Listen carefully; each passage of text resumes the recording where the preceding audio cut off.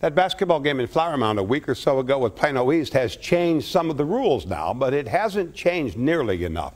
Kids on the Flower Mound side were seen holding up signs saying white power. And too many parents and apparently others who care tried to defend what you cannot defend. Some parents actually argued that it was just a mistake. They had 5 signs, grabbed 2, and they just accidentally, when held together, said white power. Louisville school officials say now it was no accident. And how could it have possibly been? They're taking their signs away, but there's a history in Flower Mound. When my granddaughter, who went to Louisville High, would be at a game in Flower Mound, she and her friends would hear the chant, "Welfare babies, do you know who your daddy is? Because we know ours."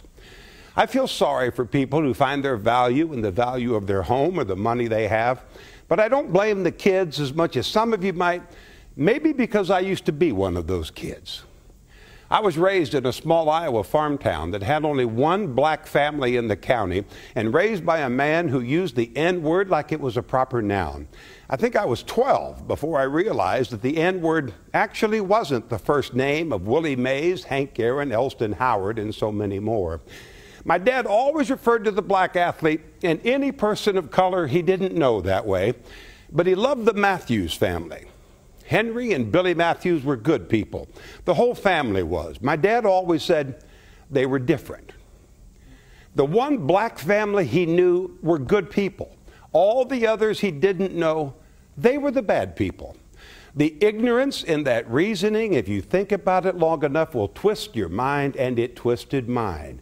Kids have to be taught to hate, and it's our parents and grandparents and our teachers and coaches too who teach us to hate.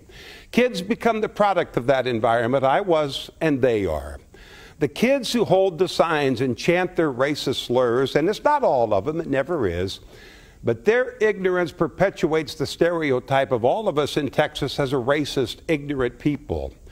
But that ignorance will be replaced someday by the wisdom they learn when they live in the real world, when they meet the people who don't look like them, didn't grow up the way they did, the people who make this life worth living. They will change. Not all of them, it never is, but they will change. I did a long time ago, they can too. But not if we try to defend what you cannot defend. And not if we stay silent and think taking their signs away is doing enough. The world will not be destroyed by those who do evil, but by those who watch them without doing anything. Albert Einstein.